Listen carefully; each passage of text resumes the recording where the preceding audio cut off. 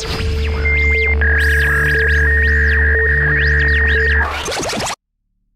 guys, Stinky Cash here again. And today I want to talk about that infamous story we were all told in school of Galileo versus the church. Remember that one? Galileo versus the church. Science versus religion. Logic versus faith. This is how the story is always presented.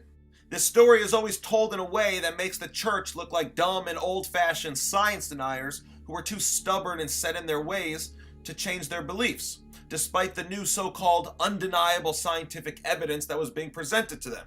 So this story makes the church seem like the bully and makes Galileo out to be the innocent victim. You know what I mean? A man of science and reason sentenced to life under house arrest, all because he challenged the old idiotic ways of the Catholic Church. And because the world today in 2016 accepts heliocentrism as fact, this is how the story is always presented. Okay, but it's a classic Hegelian dialectic. You have to begin by understanding that in no way does the Roman Catholic Church represent God, Jesus, the Bible, or the truth. The Roman Catholic Church is a form of controlled opposition. You see, after Jesus died, his teachings of truth spread through the population at a rate that could not be contained by the Roman Empire. So for 300 years, Rome did everything they could to try and stop the spread of Christianity. Original true Christians were being hunted down and persecuted. Okay? But the spread of this truth was just too great. You can't stop truth from spreading. So in order to control their opposition, they became their opposition. On his deathbed, Constantine declared that Rome would convert to Christianity. But nothing they did was Christian at all. They hijacked the concept of Christianity and they perverted the teachings of Jesus beyond any recognition. All they did was take their same old pagan traditions and holidays, rebrand them, and then say, voila, we're Christians now. Okay, it's all controlled opposition. This is the best way to control your opposition, is to lead them, is to become them. And that is what Rome did. And that is how they deceived the followers of Christ. It only took a few generations for the entire world to be deceived. Okay, it only took a few generations for the entire world to forget. See, we all know Jesus wasn't born on December 25th, and that the resurrection has nothing to do with Easter. These are pagan traditions. These are pagan holidays. And we are all taught that Rome infused these pagan traditions into Christianity as a way to make it easier for the pagan population to convert to the new religion. But the truth is the exact opposite. It was the people, the average people of the population, who were converting to Christianity, and it was the people in power who wanted to remain pagan sun worshippers. So in order to stay in power, they had to rebrand themselves as Christian. In order to control their population, they had to become them. They had to become their opposition. And because of that opposition, the Roman Catholic Church was born. But they remained the same old sun worshippers they always were. They just personified the sun into this false version of Jesus that you know and love today. This white Jesus. Okay, they are all sun worshippers.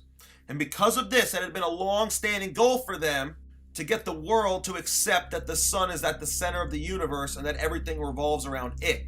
This was their goal. They want to be in possession of the truth so that they can control it and discredit it whenever they want and get people to turn away from it. They want to discredit the Bible even though they claim to be the people who stand for it. Everything they do contradicts the Bible, and that's because that's Satan's sense of humor. He loves to work in opposites. General Joshua commanded the sun to stop moving to give him more daylight to defeat his enemies, and the Jesuit General Galileo ordered the earth to start moving in order to discredit the Bible. Okay? Now it was Nicholas Copernicus, a Jesuit priest, who pushed the idea of heliocentrism. And it was Galileo, a devout Catholic, and if you ask me, based on my research, he was also a Jesuit monk. It was him pushing the concepts of Nicholas Copernicus.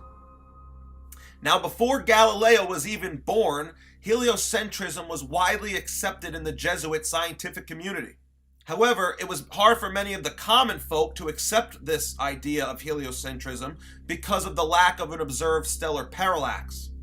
The Catholic Church had already been using the Julian calendar, which was a solar calendar created by Julius Caesar in 45 BC.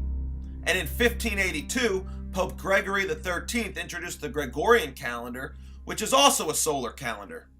And the main reason why they commissioned this new calendar was because the Julian calendar was 11 minutes off, which threw the calendar off with the vernal equinox and all the true seasons going on in the world.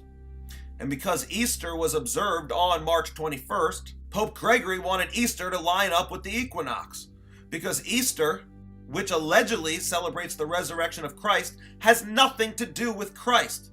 It is still all pagan sun worship. Easter is just another pagan feast day. It has nothing to do with Christ. Now, the principal scholar behind the Gregorian calendar and one of the world's leading astronomers was a man named Christoph Clavius, who was also a Jesuit. So these sun-worshipping Jesuits had been accepting the solar calendar and heliocentrism long before Galileo even said his first word. So to convince the people of the world that heliocentrism was really true, they created a Hegelian dialectic. Galileo versus the church, science versus religion, geocentrism versus heliocentrism. Both sides playing against each other to accomplish the same common goal. The church was never defending geocentricity. They wanted heliocentrism. They wanted the sun in the center, and they always have. Their biggest obstacle is that the Bible does not support heliocentrism. So they actually had to try to discredit the Bible by discrediting themselves, because they're the ones who pretend to stand for the Bible.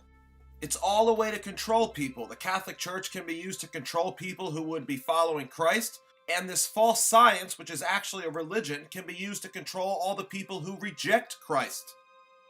The trial and condemnation of Galileo was just a big charade. Okay, the world hates a bully, and the church played bully, and they did it really well. So after the trial, everybody went out and they bought Galileo's book. And this made the population trust Galileo even more. The same exact thing would happen in today's society. Even though Galileo had absolutely nothing, his only so-called proof that the earth moved was the tides.